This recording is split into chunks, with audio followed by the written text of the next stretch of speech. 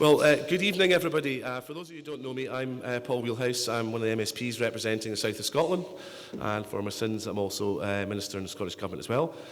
But my job tonight is to very briefly just introduce our principal guest, who is somebody I consider a good friend and very much a respected colleague. I've had the great pleasure of working with Michael since before I was elected in 2011. Michael, as Aileen will know, served as a member of the Scottish Parliament for the south of Scotland initially, before moving to Argyll and becoming the constituency member for Argyll and Bute.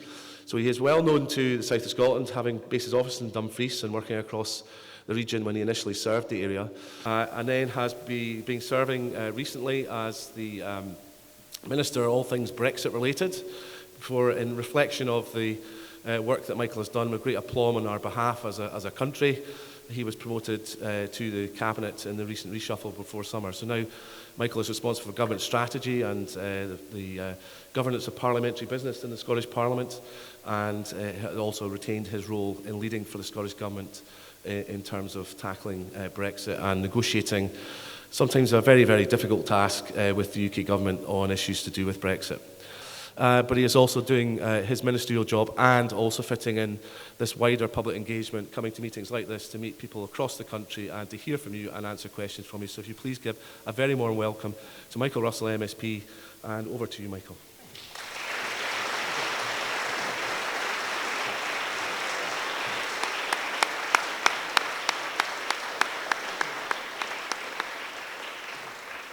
Paul, let me thank you first of all for the invitation to be here tonight.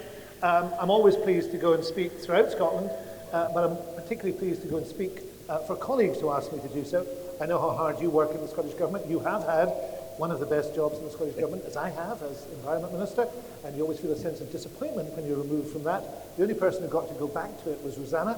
I was Environment Minister. I was briefly Minister for Culture, External Affairs and the Constitution. That was the one you left out, but it was only for 9 months. My father always used to say I could never hold down a job, and he was right.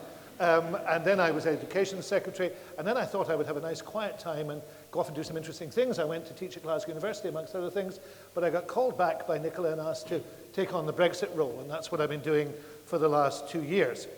But I want to start here tonight by bringing together some political strands, because the first point I want to make is that although it will be no secret to anybody in this room that I am a member of the SNP and have been since 1974, and therefore I am in favour of independence, in case anybody wondered, the reality of the situation is that Brexit is not primarily a party political issue, at least not for anybody but the Conservative Party. And I make that point because I think it is important. There will be people in this hall who didn't vote to remain, who voted to leave. And they may be in the SNP, or they may be in other parties or no party. And there may even be people in this hall who are not SNP voters, and who actually are looking at this and saying, what is this to do with us, and what is this to do with the SNP and the Scottish Government? And I hope to explain that in a moment. But I'll bring the parties together because I'm very happy to be at an SNP event in here, and as Paul said, I was a South of Scotland member, and Aileen worked for me in that capacity when I was a member in the South of Scotland. Although I had an office in Dumfries and worked primarily in Dumfries and in Ayrshire, I had responsibilities here, and from time to time I would work for people in this hall on parliamentary issues. But there are two other political connections I think of when I come into this hall. One is I came here one night for the concert on the eve of the Common Riding. And I came as the guest of David and Judy Steele. I stayed with them for the night, and then I went to see the Common Riding for the first time in my life. Winnie Ewing had actually ridden in the Common Riding. Some of you may not know that or remember it, but I'm Winnie's biographer, of course. And Winnie, just after she was elected to Hamilton in 1967, came to see the Common Riding and was challenged by no less a person than Walter Elliot to ride in it. It's always very foolish to challenge Winnie to do something because she will do it. So she went away, and during the following year, she took riding lessons. And she came back and rode in the Common Riding in Selkirk. So that's one political connection for me. I was here with David and Judy, and I was a business manager, founding business manager of the Scottish Parliament in 1999, working under David as presiding officer. But my first ever political campaign was in this constituency. And in 1974, February 74, some of you are old enough to remember there were 2 elections in 1974. In February 1974, I worked for my oldest and closest friend, who alas is dead now, who was the Labour candidate in this constituency, a guy called David Graham. He had a slogan of Labour's young man for the borders. And I was his driver. And I was so good at the task that on election day, I managed to drive him not just into the wrong constituency, but into the wrong country. A considerable achievement for a constituent, but that was the first time I'd been active in a political campaign. And I remember it well because I also remember the outcome. At the end of that day, before the count was held here, I got the bus back to Edinburgh and I voted SNP. And I've never voted anything else since. And I did that in 1974 because I came to the conclusion, despite the fact that I'd been in a Labour club at Edinburgh University and still was, despite the fact that I'd been working for a very close friend who was the Labour candidate, that the solution to Scotland's problems would have to lie in Scotland's hands because nobody else was going to solve them. And nobody else was going to create the type of just, socially fair, socially inclusive society that I wanted to see, but that wasn't going to happen unless in Scotland we decided to do so. And I've remained in the SNP since 1974. And therefore I've had a long and somewhat varied political career. And I think I can say with absolute truth that I have never seen a stranger or more difficult political time than the one that we face now. Now, Gail said to me on the way down, "Are you going to give us any hope?" And I said to her, "You'll have to wait for it. You know, I'm not going to do it initially, but actually, out of sympathy to Gail, I'm going to give you some hope now at the very start. I think this is the most difficult, the most confusing, the strangest political time that any of us will face. And I think it can be overcome in Scotland by exactly what I've just said, by taking our destiny in our own hands. That is the way in which we will overcome it. And we have to find the right moment to do that, and we have to do it in the right way. But if we have the confidence to do so, we certainly have the talent to do so, and we have the resources to do so. So there is hope out of this situation, but it's not clear what is going to happen tomorrow, next week, next month. I think that I feel quite comfortable when people say to me, "What's going to happen?" To say, "I haven't a clue." And because I'm in good company. Some of the best Brexit commentators, people like David Allen Green in the Financial Times, people like Charles Grant, who runs the Centre for European Research, they are saying now, we do not know what will happen. And all I can give you is my interpretation of what is taking place and some of the possible outcomes. When Nicola asked me to take on this role, she asked me to do 3 things. The first of which was to act as a negotiator for Scotland, primarily with the UK government. Not the easiest task, as Monsieur Barnier has also found out. Negotiating with the UK government is quite a hard task. But I am the Scottish member in the Joint Ministerial Committee, and we have a structure for negotiation. And we've tried in that to bring imagination, to bring directness, but also to bring a spirit of compromise. And I have to say that hasn't worked as yet, but we continue to take that forward. The second thing I do is I work with others to devise the policy that should take us forward, what our relationship with Europe should be, and how we might achieve that. And I'll come on to that in a minute. And the third thing I do is events like this. One of my responsibilities is to talk to as many people as possible in Scotland, to listen to their questions, to listen to their points of view, and to fold it into the work we're doing as a government. So I'm going to start with the 3 possible outcomes, and then I'm going to talk very briefly about the 3 issues of Brexit that will touch everyone, and how you might be able to gauge how it affects your life. And with those 3 outcomes and those 3 issues, I think there is a possibility of making sense where we are now. Let's start with the 3 possible outcomes. Now, we have to remember, when we look at those, that actually what Brexit now is a protracted and very vicious Tory leadership contest. And I don't say that pejoratively, that is actually the truth. That is what is happening. And if you look at the opinion polling, particularly some very large-scale polls that have been published in the last month or so, you see that the only party that still has a majority for Brexit is the Conservative Party, amongst their supporters, amongst their voters. All the other parties no longer have that. You see that there is a majority against Brexit in all parts of the UK except the south of England and in the Midlands. Every other part, including now the north of England and Wales, which voted for Brexit, are now against it. And you see that in the demography of this, Brexit is in actual fact something which a majority of over 55s wish, but actually in every other age group it is rejected. So this has become a battle for the soul of the Conservative Party. And there is collateral damage of enormous amount, but that's actually what's going on.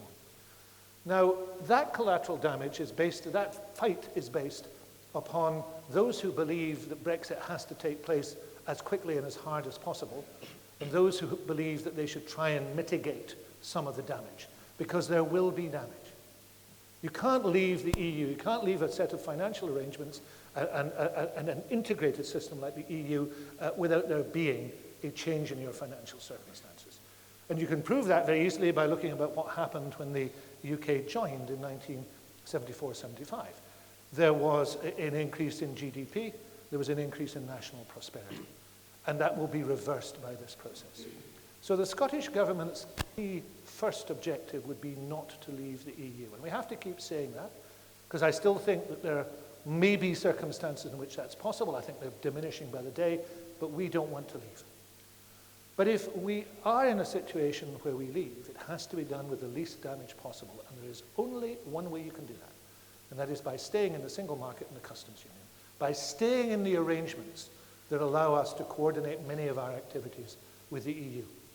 That was, at the time of the EU referendum, accepted by almost everybody. It was only in January 2017 that the Prime Minister announced at in her Lancaster House speech that we would be leaving single market and the customs union. So this is not something that people voted on.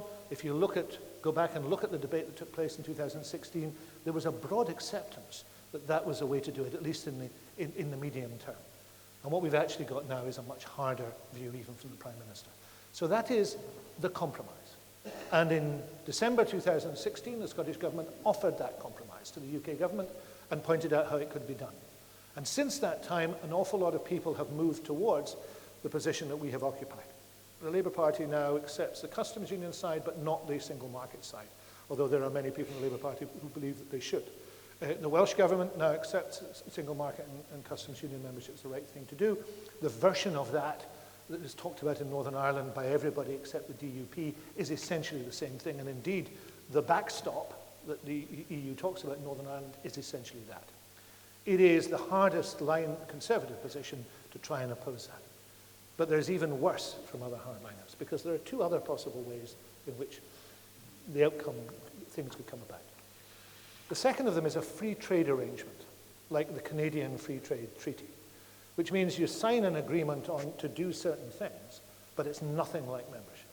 You don't have any free movement of people, and Scotland needs free movement of people. We are not reproducing ourselves. We need to have people coming in and working here, particularly in rural areas. And without that, we're going to find that we are in real trouble. It's not in a free trade treaty. There's lots of other things aren't in a free trade treaty. But that is a conceivable outcome. And it's the outcome the EU think is most likely. Because when they look at the red lines that the Prime Minister's put in place, that's essentially the one that fits those red lines. But there's a third possible outcome, and that is to leave without any arrangements of any description.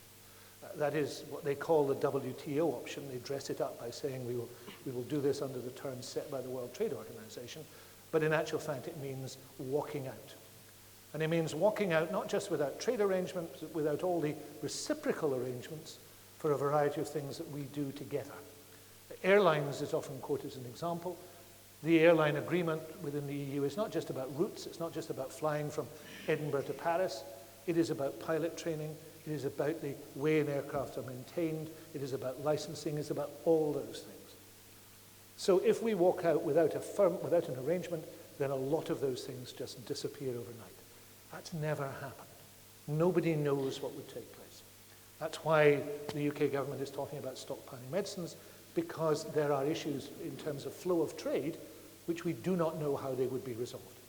So those are the three possible outcomes.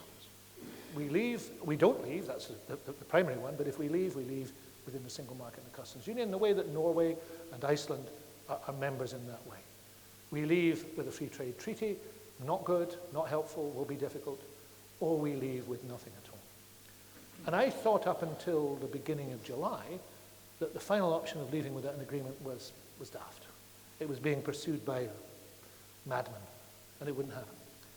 I'm now of the view that you might get to that option simply because a deal can't be found, and that there's already a momentum to get out, and in the end, that's what happens.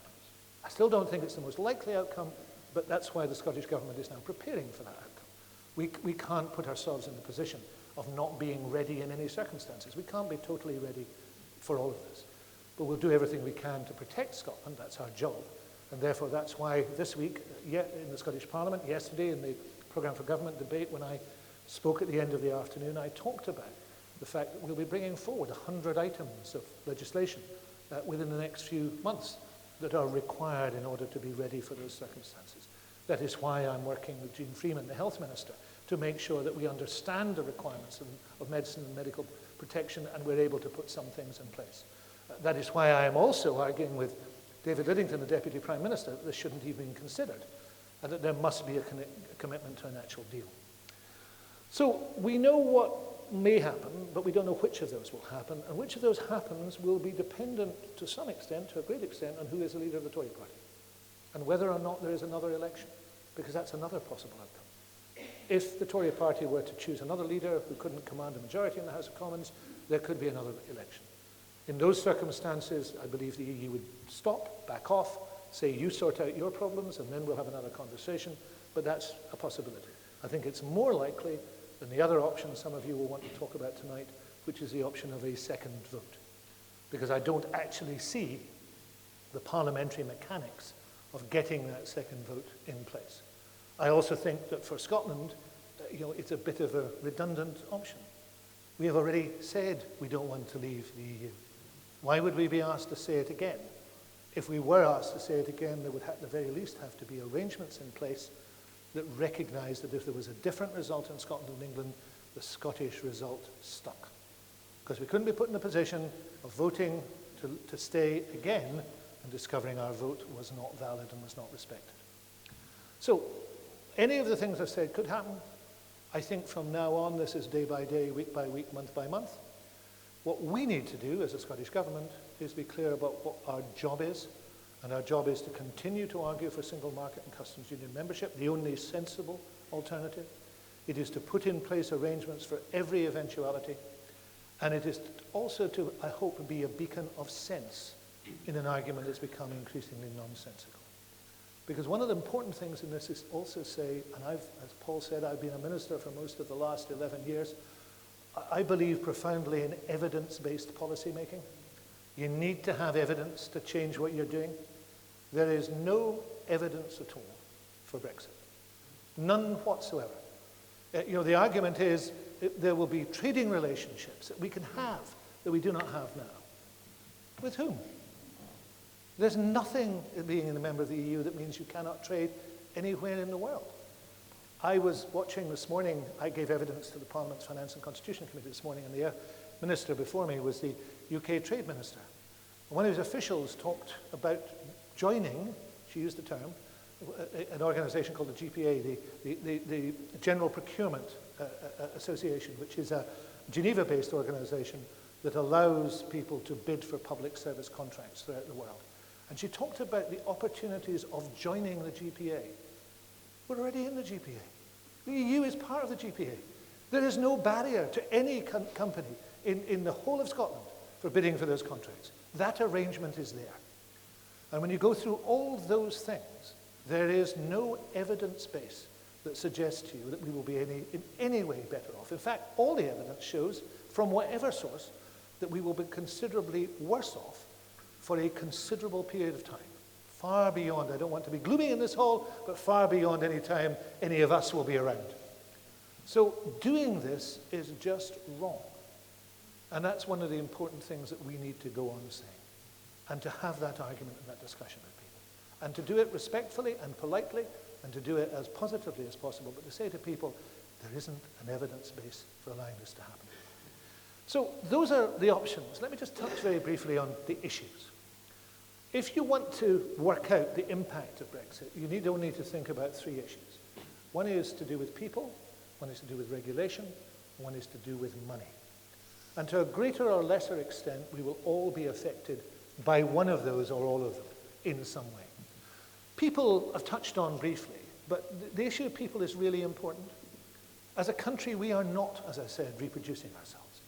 If I can use an example from my own area in the Highlands and Islands, there are 260,000 working age people in the Highlands and Islands of Scotland. 80,000 of them will retire within the next 10 years. We're an aging population. I don't say that insultingly. I count myself in that. We're an aging population. Where are we going to find 80,000 people to replace those people who retire? We're not producing a new population. We don't have them. We get them at the present moment from European migration. If we don't have them, then services will decline and economic activity will decline. The distribution of EU migrants to Scotland is like a horseshoe. You have quite a number in the lower skills and quite a number in the upper skills. And in the lower skills, you know, we all know about fruit growing on the east coast of Scotland, but you have agriculture, you have hospitality, you have a range of skills which we simply don't have people coming in to fulfill. But at the top end, we have considerable contributions to the health service, and we also have university research. 25% of university research staff come from other EU countries. Now, they're not all going to leave tomorrow, but there is a push factor now instead of a pull factor. The pull factor was this was a good place to come and live, and people wanted to come and live here, and it was part of the EU, so they could do it. The push factor now is both it is harder to do, and it's also a feeling of resentment. I do a lot of discussions and meetings with EU nationals who say to me, why should we pay £85 to register when we have lived here and worked here all our lives and paid our taxes? That is an insult. And I know people who left who've just said, I don't feel the same way about this any longer. So people is a really big issue, and we need people, and we're not getting people. The second, and one further example, there are some sectors that are really, really badly affected. In the abattoir sector, 98% of the vets are from EU countries. It's been a tradition and it's been a contract that existed. Unless you are a vegetarian, this is not good news. There will not be the abattoir sector operating as it should operate. If we bridge into regulation, we can also start by looking at food. 98% of our food regulation comes from Europe, inevitably, because there's been a growth in food legislation, in food industries over the period of membership. Now, translating that into Scottish law and operating that is going to be very hard. It's not a task of an evening. There's a lot of work to be done. And if you go through regulation, you discover all those issues which have to be done. And some of them are dynamic issues, because it's not just about the regulation we have now.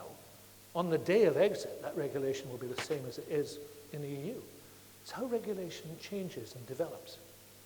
The First Minister's Standing Council, he always discussed this at great length. And we've a policy that says what we will do is we will not regress. So if there are guaranteed social protections or environmental protections, those will stay in place. We will endeavour to keep pace, and we gave ourselves keeping pace power in the continuity bill, which is now being challenged by the UK government. But we will also feel free to do better if we choose to do so. But if we haven't got that keeping pace power, if we can't keep pace with this regulation, then we will soon diverge. And in some areas, that becomes really damaging. One of them is data. Just yesterday, the last stage of the EU treaty with Japan started to be put in place, and that was the data arrangements. Because the EU needs to be convinced that anybody it does business with is going to be able to manage and hold data in the same way that it does, with very stringent safeguards for individuals.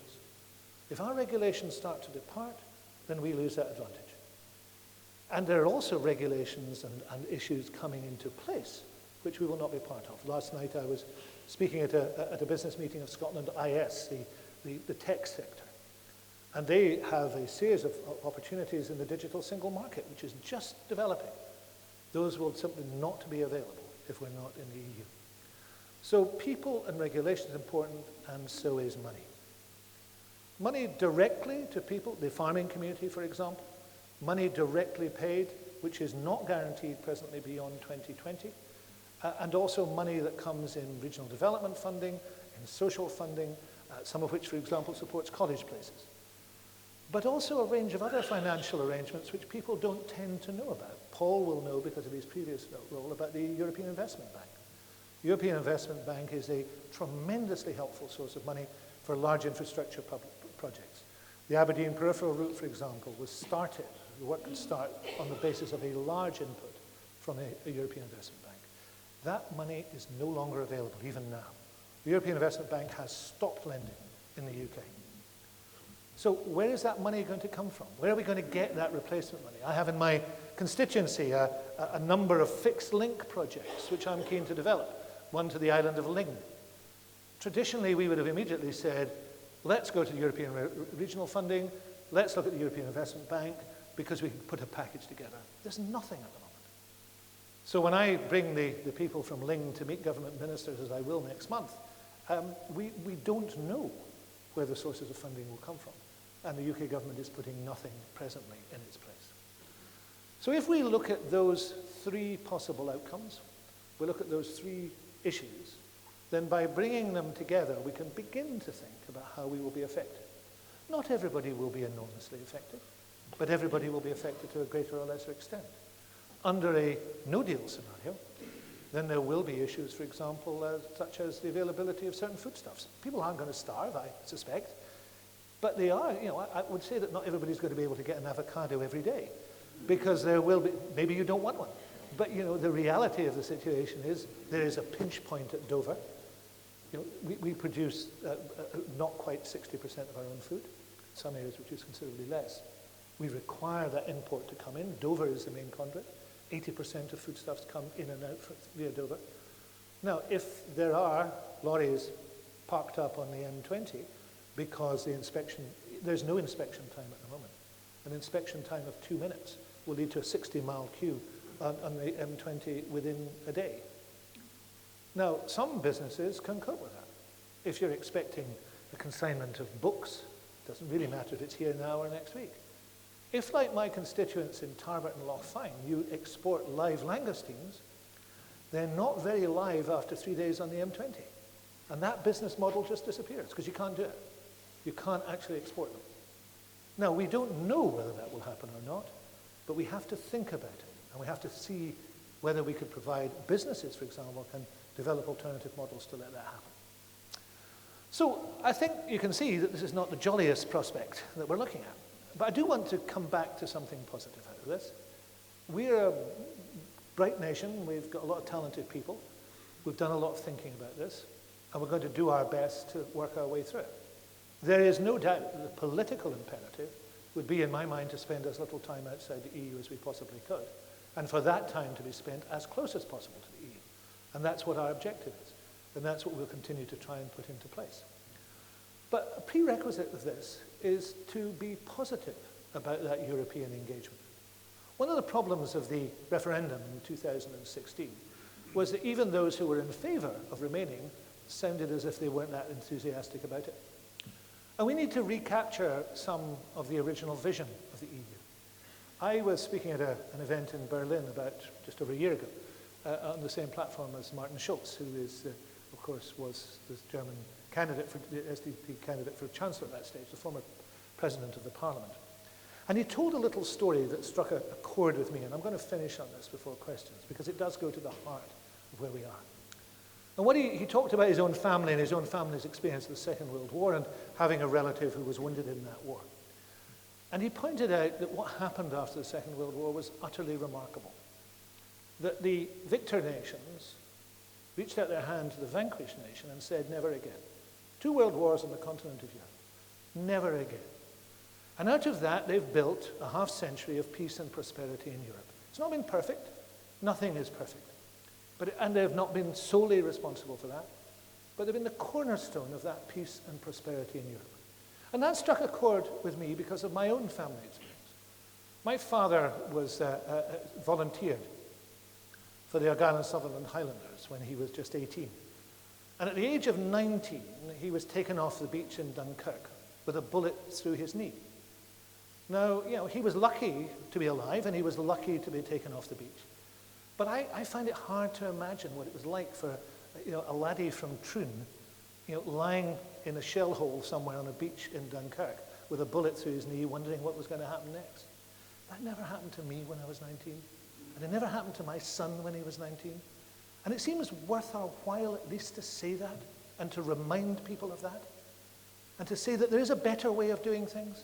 And you don't get the better way of doing things if you invent reasons for not joining in and not taking part. Brexit is at the end of the day a fantasy. And it's a fantasy that's rooted in a false image of the past. That's the real image of the past. The real image of what happened on the continent of Europe twice in the 20th century. And with all its faults and with all the arguments about its bent or straight bananas, that's worth continuing to talk about and try and achieve. And that's what the Scottish Government is trying to achieve. And I can promise you another note of hope. We'll go on trying to achieve it for as long as it takes. Thank you.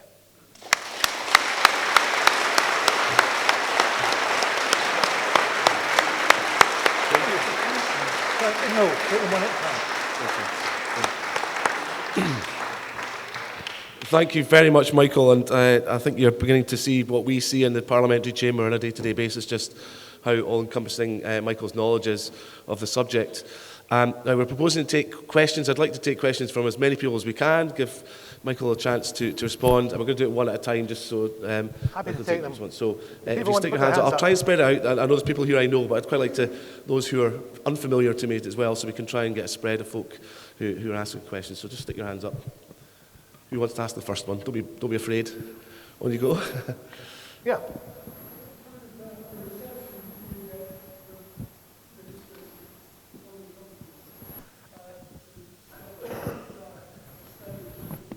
Well, just check, can everybody hear, just for future reference, because we have got roving mics as well. Yeah, it's okay. I mean, and I'll refer to the question while I do it. I'm happy to play this.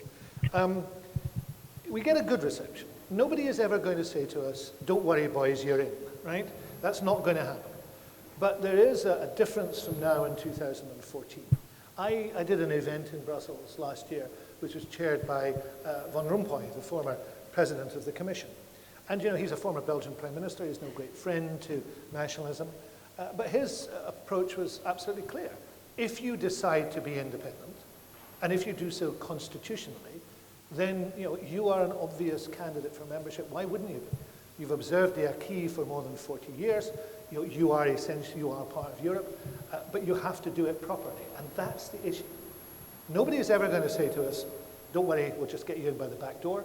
We have to choose to get in, we have to choose to be independent, we have to choose to apply, and we go through that process. John Kerr, Lord Kerr, the man who wrote Article 50, you know, has described that process as he believes it would be the fastest accession on record. And I believe it would be. But we have to be clear-minded about it and to do it the proper way. And that means the constitutional way as well. You know, we have to show that we have observed the Constitution and done it properly, so it will be step by step. But I believe that if we want to do that, and I think we should want to do it, then we'll be able to do it. Dorothy.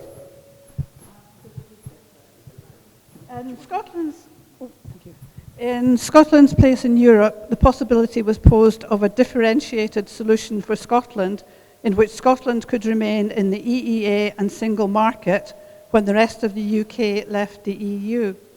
This was turned down by Westminster, but is it still a possibility as a bridge between the UK leaving and an independent Scotland joining the EU? The differentiated solution is something which we put forward in, as you say, in Scotland's place in Europe in December 16. It wasn't our first option. We said the first option is the whole of the UK should stay in the single market and customs union. But if they chose not to, we felt there was a means by which, a number of means by which Scotland could become an EFTA member and then an EEA member. Now, we recognised that this could be difficult. There are no sub-state members of EFTA, but the Faroe Islands has applied before, and we think there is a willingness by EFTA to consider that at the very least.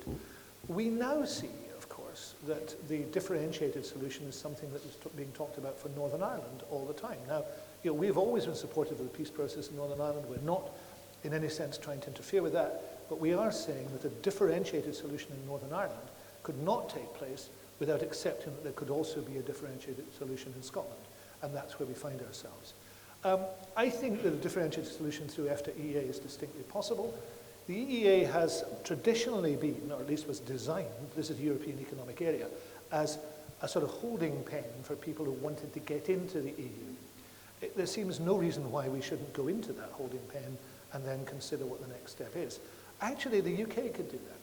And it wouldn't be very different from the transition period, which Theresa May now says she wants. Remember, they didn't want transition. When this discussion started in 2016, there was to be no transition. David Davis told me the first time I met him that there wouldn't be transition because it just encouraged civil servants to think we weren't leaving. And then they discovered they had to have transition because they simply couldn't leave within the timescale. So actually, all it would be a type of extended transition period while people decided what they were going to do. So I think it's still feasible. I think differentiation is still feasible, but it was rejected without proper discussion. In fact, I sat in David Davis's office and talked him through some of the proposals. One day, I said, of course, we need to discuss this properly. I hope the Prime Minister isn't going to rule out single market membership shortly. And he said, oh no, I'm sure she's not. And then 5 days later, she did. So, you know, that's where things were. And actually, I don't blame him. I don't think he knew. You know, and I think this is one of the problems we have in the UK government. Everything is highly centralised on the Prime Minister, who I don't think does discuss things with their colleagues. It's still possible, but it's one of the many things on the table. Okay? Michael, could you maybe just, for the benefit of those in the audience who don't know what an EEA is, just European Economic which Area. other countries are in it? European Economic Area has Liechtenstein, Iceland and Norway in it. EFTA is a European Free Trade Area, which also has them in it. That's the means of it. All the EU members are also in the European Economic Area. And essentially, it allows countries to be part of the EU without being members. So they also don't, there are some things not covered by it. The common fisheries policy isn't covered by it, and the common agricultural policy isn't normally covered by it. But it's a favourable arrangement, far more favourable than anything that's being discussed just now, and would be a suitable place to go. But you have to accept the four freedoms, the basis of the single market, freedom of goods, capital, services, and people. So you have to accept that to be in the EEA. Sorry, yes? Sorry, lady there. Right. I'm getting a bit agitated about this idea of a blind Brexit, which seems to be gaining credence, which is that a withdrawal agreement will be agreed, there'll be a vague heads of terms about how wonderful the deal will be, and then we leave Brexit, we leave the European Union, and nobody really knows what the hell's going to happen next. Now, given that this is the offer to the Scottish people that we will be able to make a choice about independence once we know what we are going to be in, that surely delays everything miles down the road. So that's my worry. It's a difficult issue. I mean, one of the problems of Brexit has produced its own vocabulary, and the blind Brexit is one part of it. I think it's one of the more likely scenarios. They cobble together a high-level agreement for next March, which doesn't really say anything at all, but gets them past the embarrassment of saying we have no deal. The UK then loses any leverage at all because it is no longer in the EU, and there is a prolonged negotiation on terms which doesn't really go anywhere. Essentially, this time next year, we might know no more than we know now in that scenario, which is distinctly possible. I think that does impact on what a sensible vote would be able to do in Scotland. But we just have to bear that in mind, as we look forward. I think the principle for me is that there has to be a moment at which the people of Scotland choose between Brexit of whatever flavour or hue and a different future, an independent future, in my view, as a member of the EU. That has to happen. The timing of that is, in my view, not as important as making sure that Scotland is ready for that and that these arguments have been rehearsed. But yes, it is an added complication. A no deal is an added complication too, because it's difficult then to know what the relationship is.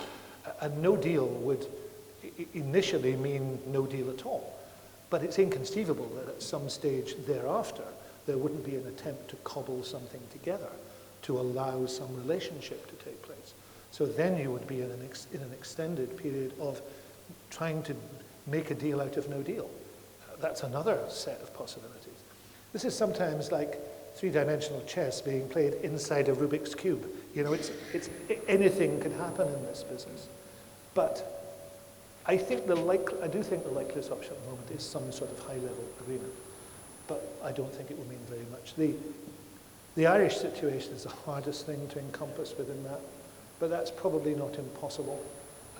There is a report today in various European newspapers that a very good friend of Scotland's, Danuta Hübner, who is one of the 5 European parliamentarians who is in charge of the Brexit process in the European Parliament, she's a real enthusiast for Scotland. I tend to see her every time I'm in the European Parliament. She is today saying that she thinks that there can be political guarantees given to the UK about territorial integrity and sovereignty, which will overcome the concerns that the UK government has about the Irish solution. I think I've never known a circumstance in which reassurance affected the DUP, I have to say, so I think the problem is harder than Danuta thinks it is, but there might be a solution to it. Other questions? There is a gentleman there. He's going to get you a microphone somehow.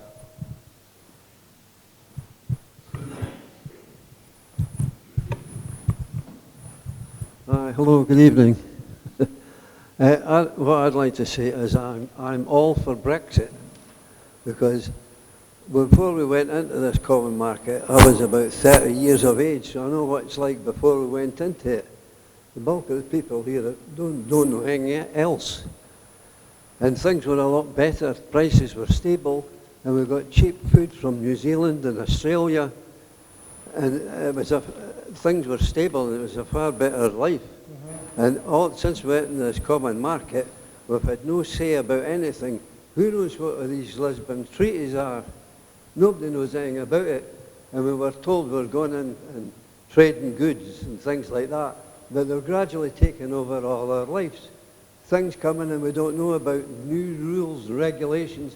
We want rid of all that. We want to get out. We want to be our own people. That's what I'm saying. And I'm surprised that the SNP keep on about this United Kingdom. We're not united about Brexit, are we? Anything but. Okay. I mean, we've got a Bank of England. Where's the Bank of Britain? When they talk about this UK and that, they're talking about England all the time. So as far as I'm concerned, the sooner we get out, the better. Okay.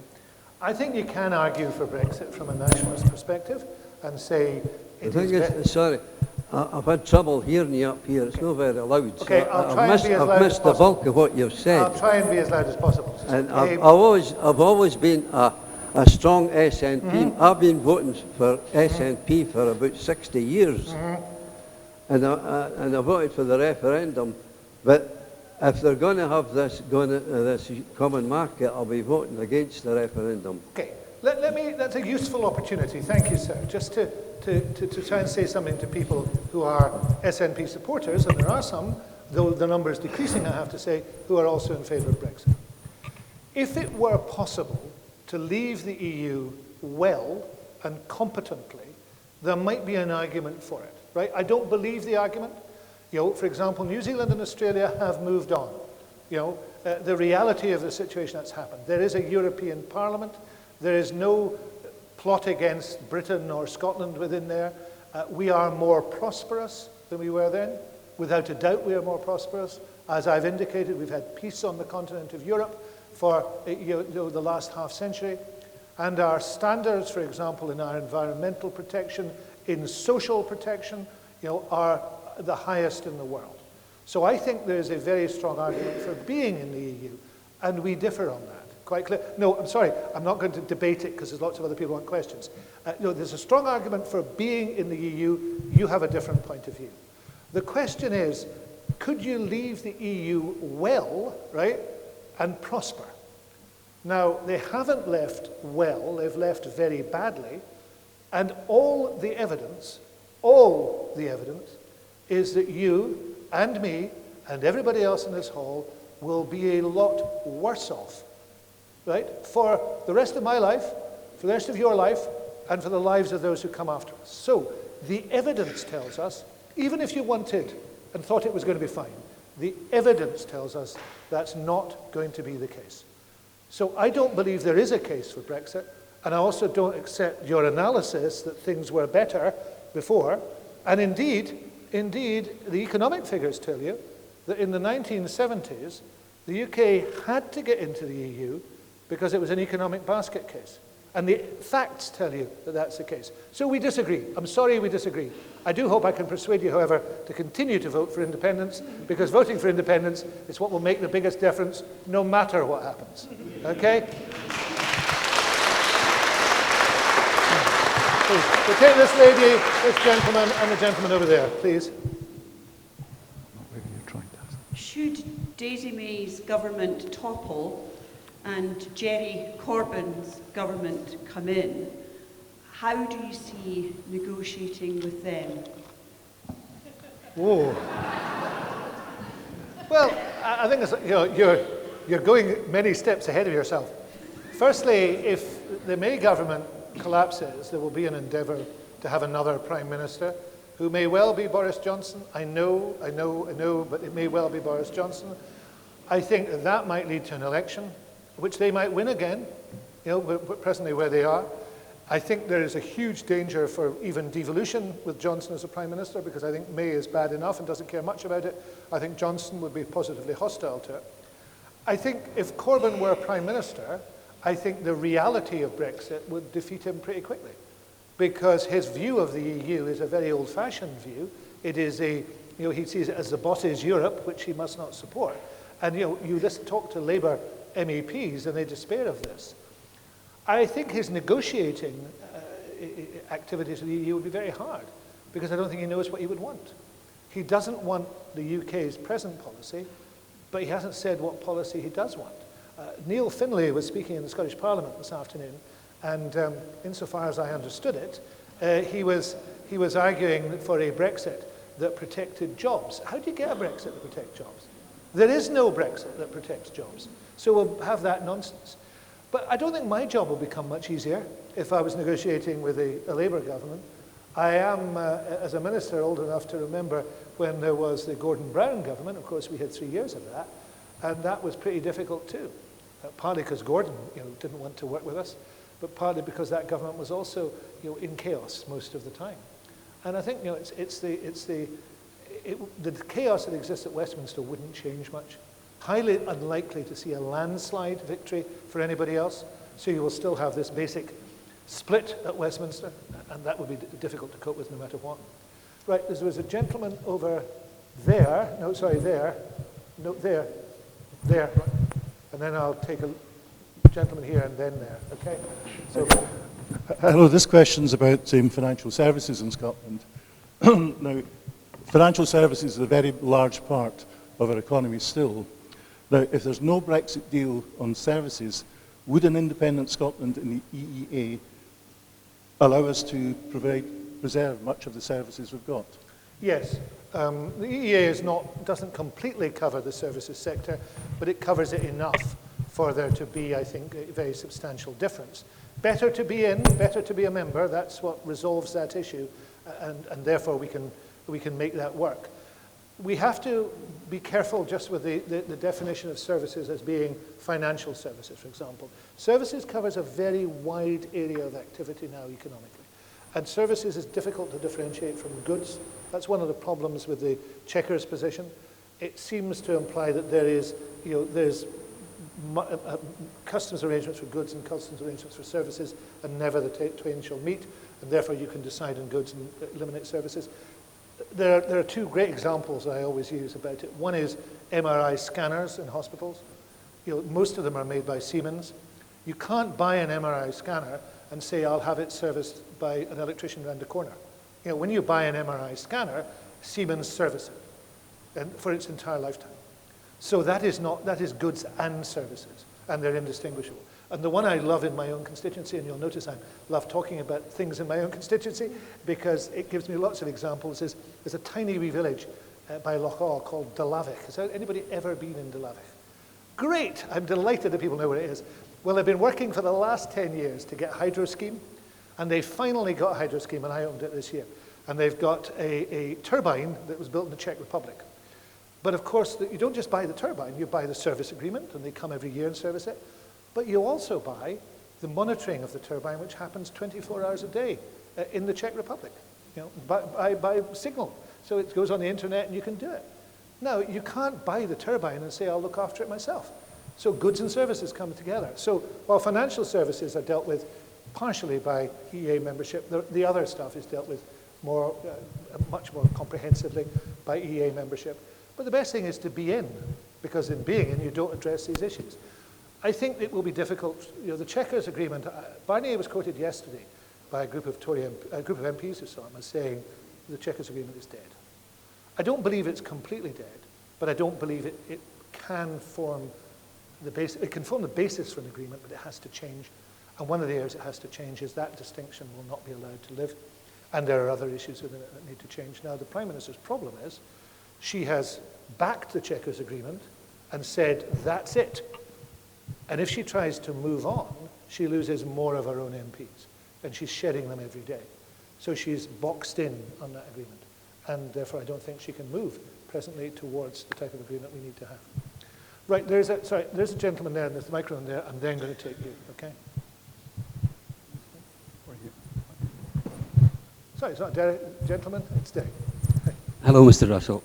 My question might seem a wee bit simplistic. I've heard your argument for staying in Brexit, but no convincing argument for leaving Europe. I consider that the heart of all Tory policy is an element of self-interest. And all this stuff about we're taking back control doesn't jive with me at all. I think there's got to be something much more sinister. Have you any idea what that might be? Well, yeah, it's interesting. I'm not a huge believer in conspiracies. The gentleman in the front said it's a right-wing coup d'etat. I'm not sure it is. I think it's a culmination of lots of things. I might be wrong. It might be a coup d'etat. But I think it's a culmination of lots of things.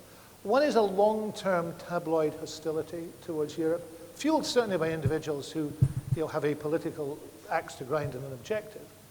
Another one is a rightwards drift in the UK, well, particularly in English politics, which has fueled it, a populism in English politics that has fueled it. There are those who would argue, too, that there is a concern about the European move towards ensuring greater transparency on tax matters and the fact that there are many people who have a lot of money who don't want this to happen. It may be all of those things mixed together. I think the unremitting hostility to the EU in the tabloid press particularly for many years has not been helpful. I think one of the reasons there's a difference in Scotland may be that we've also been more positive in our politics about Europe, and that's been quite positive. I always think that there's a huge value in the signs that go up on a road project or a bridge project that has the European flag on it, because it tells people that something good has happened here. And it's quite a contrast between the original 1975 vote, where, of course, the Western Isles and Shetland voted against, and this time when not a single local authority region voted against. But it's like the independence referendum. There are many accusations made about electoral practice. I think you have to have evidence to prove any of those, and therefore I think Brexit may be as much cock-up as conspiracy. But if it is cock-up, my goodness, it's an enormous one. Right, sorry, gentleman here. Yeah, I'd like to comment on what was said about the 70s and us joining the common market, and I'd like to put forward the fact that this common market is part of the propaganda about the EU, because in actual fact, although it's called the common market, the underlying principles were in the Treaty of Rome, which Juncker is saying that the EU will not stray from, and that's the 4 freedoms that you talked about earlier on. Is that not therefore totally incompatible with anything that May is doing apart from a hard Brexit? Yeah, I think there's an argument, a strong argument in there. You've got to remember that the single market is a unique thing. It's the world's largest free trade area. It is something that has been developed over many years, and indeed the architects include Winston Churchill and Maggie Thatcher. Because, I rarely speak well of her, But the reality of the situation is that she wanted to see that large market of what is now 500 million people being without restriction and being fair on everybody involved. When you look at it, this argument that the UK is a single market is nonsensical. The UK isn't a single market. It's a unified market. It's not a unitary market. But the single market, based as it is on the principle of fair competition, and that is based on the four freedoms, so for goods, services, people and capital, they can move around, then in all those circumstances, this is a remarkable institution which serves the people who live in it extremely well. I heard a really fascinating lecture about 18 months ago from an American academic comparing the United States and the trading and other relationships in the United States with the EU single market. And although we may not believe it, the economic relationships and the abilities to trade between the states in the US are far less simple and far less complete than the EU single market. There are, for example, massive differences in building regulations between New York City and Los Angeles.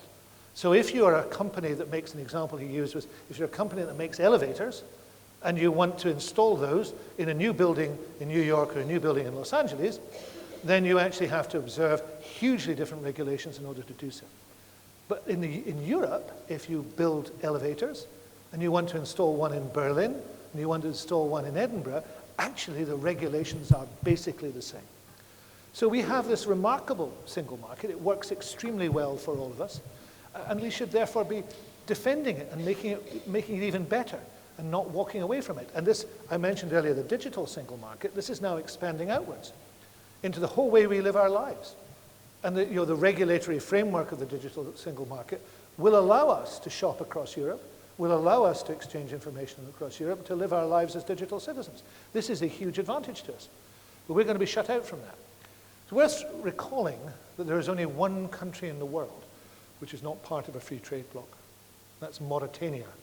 I don't know much about Mauritania, but I know that. And you actually think this is why are we doing this? The US ambassador the French ambassador to the USA said some months ago that it was a strange way to encourage free trade, to leave the world's largest free trade bloc and 52 free trade treaties. But that is what is presently happening. Right, we've probably got time for a couple more. I'm going to take a gentleman at the back there and a lady here, okay? Good evening. I think it's possible that one of the main reasons why the last referendum on independence was not carried was due to uncertainty being introduced into the debate that preceded the vote. Unfortunately, you have had to paint a very, very uncertain picture this evening. Do you detect an enthusiasm at the moment for another referendum on independence? And do you think you could create a set of circumstances or an environment that would carry the day in the future if we had another referendum? I think I would answer positively to both. The poll last week that showed 52% for independence, excluding don't knows, was, in my view, reflected what I feel has been happening. The independence vote has remained virtually unchanged since September 14, on paper. But actually, my own view is, and if you look at the detail of polls, there's been quite a lot of evidence of internal churn. There are people who voted yes in 2014 who may now be tempted to vote no on the basis of the EU. This gentleman here has indicated that will be in some people's minds. I think that group was much bigger this time last year than it is now. I think as Brexit obviously becomes harder and harder, people question that. The traditional view is, for example, in the fishing communities of the Northeast. But I represent substantial fishing communities whose view against Brexit is actually growing. So there's been a churn there. There are also some people who voted no, and they voted no, for example, on the argument that you wouldn't be in the EU if you voted yes, which was a strong argument that was put at the time, who now realise that the opposite is true and regard Scotland as a European nation and now think that they should support independence. Now, I think that churn has been taking place, leaving the figures largely unchanged, the headline figures. What I think now is, and I attribute this, I may be entirely wrong, but I attribute the present movement that I see to a growing concern about a no deal. I mean, my own cynical view of no deal was that this was talked up at the beginning of July by the present government in order to frighten the Brexiteers, to make them back off. I'm told that the paper that was considered the checkers on no deal, would have curled your hair. It was predicting all sorts of things, but it's got away from them. The argument that the scare campaign has taken over. And I think a lot of people faced with that think to themselves, this is just nonsensical. There must be a better way to do this. I also think there's been a substantial change in the views of EU citizens who were affected by that argument during the referendum, that we might be out of the EU, and those citizens are not counted usually in this polling. So I think, and of course the Scottish Government believes they should be entitled to vote in any future referendum. So I think all that is changing. Now, it may not be changing fast and it may be inconsistent. But I think you could take a different view of this, step back and say, isn't it pretty remarkable that 4 years after the independence referendum, there is still essentially, a couple of percentage points in it. Far from going away as an issue, this issue is as live as it was on the 18th of September 2014. A slight caveat, though, finally. I don't believe that the argument for independence should be a negative one. I think it should be a positive one. And the positive argument that I went round as many village halls in Argyll as I could possibly do, making in 2014, I want to go around making again. This is the right choice for Scotland, for a small, modern, progressive, wealthy nation. And we should make that choice and be part of something bigger. But as a confederal union, not as an incorporating union. And that's the big difference. The UK is an incorporating union. Scotland and England ceased to exist, in 1707. The European Union is confederal. The countries could remain countries, they retain their sovereignty, but they agree to pool parts of that sovereignty on an equal basis. And that's the argument that we should bring a positive argument to the table. Now, there was a lady there, one, and I'm going to take the last one there. Okay. I'm sorry I have to take this, but I really do have to get back to Edinburgh, or the Chief Whip will be very annoyed with me. And as he reports to me, I don't want that to happen. So. And I'm gathering from what you're saying so far that you think that whether it's May, Johnson, Corbyn, whether it's no deal or a blind Yes. Brexit, that all of those are likely, all of those don't change much, and we've got ongoing chaos. So there's two things. One, how long do you think we've got to keep coping with this chaos? And two, what is the overall Scottish Government strategy to find themselves in that situation to get us through that chaos? Okay, I hope I've indicated some of that in my answers. As to the first question, I have no idea.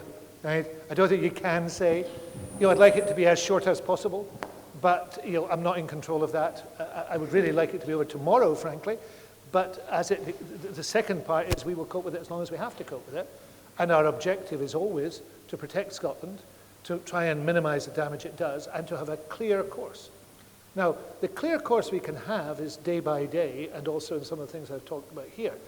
I often compare this to being, not that I've often been, on the bow of an icebreaker.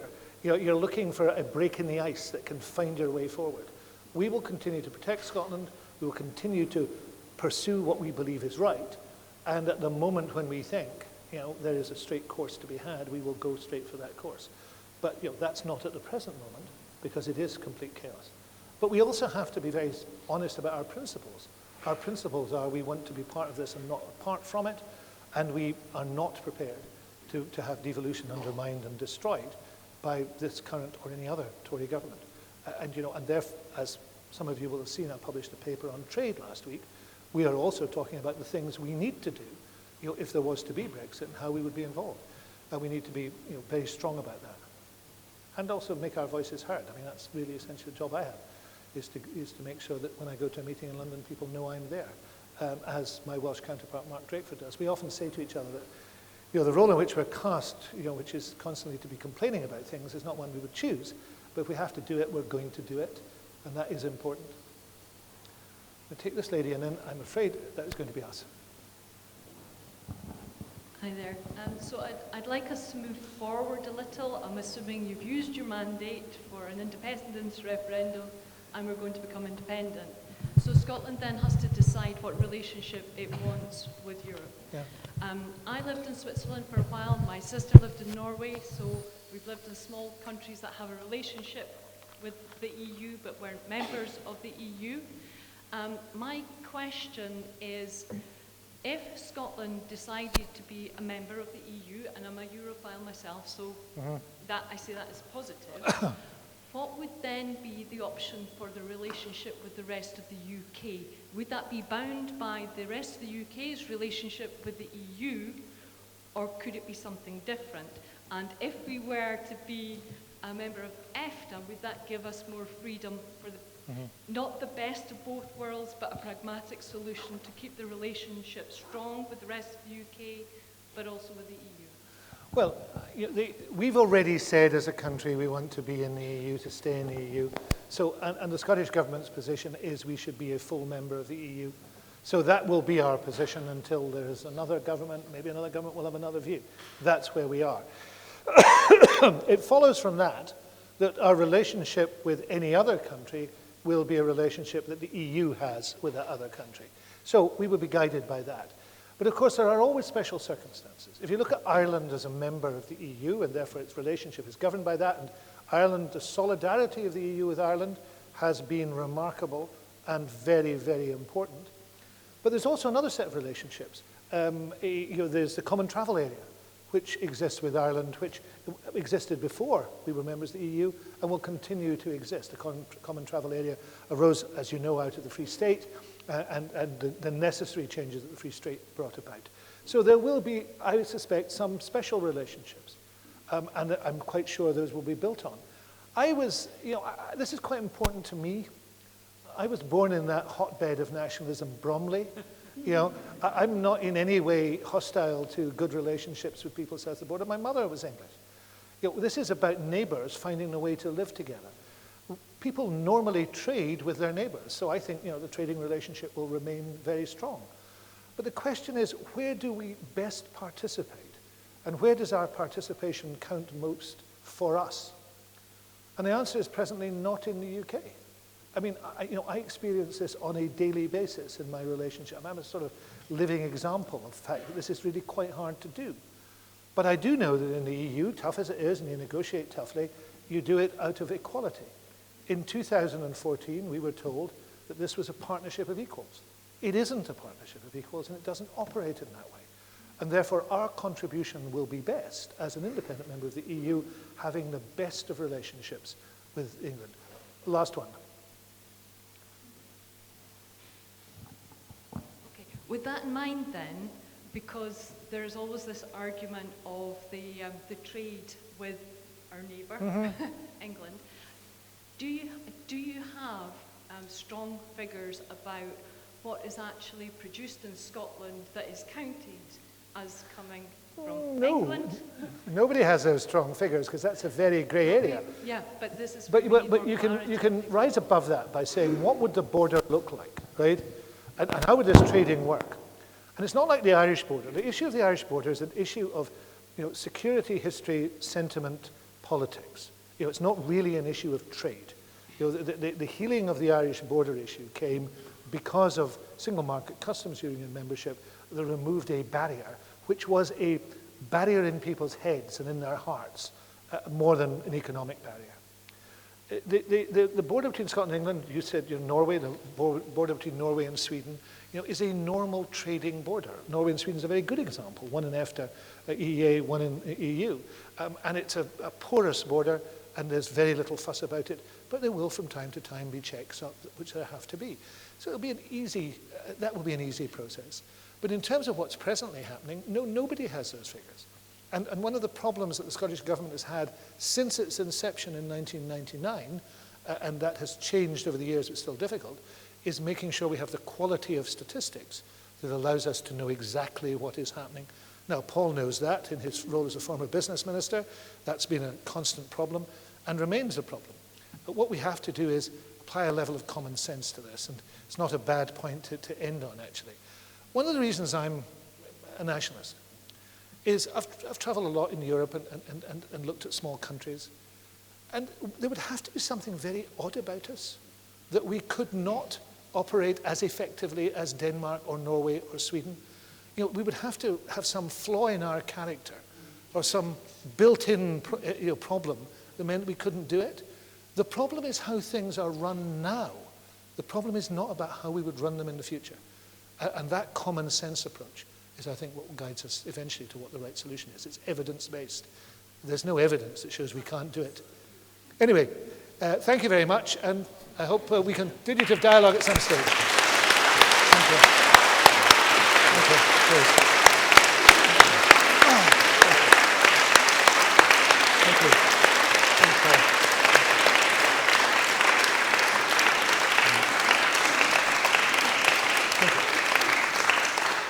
Well, thank you ever so much, Michael, for all your thought there in terms of all the responses you've given to the audience and to, obviously, for your original speech as well.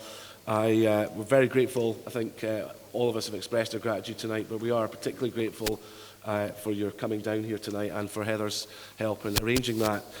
For my part, I'd just like to say in thanking Mike, just to point out how important it is for the borders. We all know that the UK leak figures and the Scottish Government's own figures suggest that Scotland may have a 9% impact on our economy by 2030 if we leave the European Union and we have a no-deal scenario. What most people don't appreciate is that the north of England, just over the border, will have a 16% impact. So it is the worst affected part of the UK if this happens. That's our immediate trading neighbours that we have a collaboration with. And what you may not appreciate is the south of Scotland, within Scotland, is the region most exposed to the impact on agriculture, with 23% of our economy depending on agriculture, food and drink.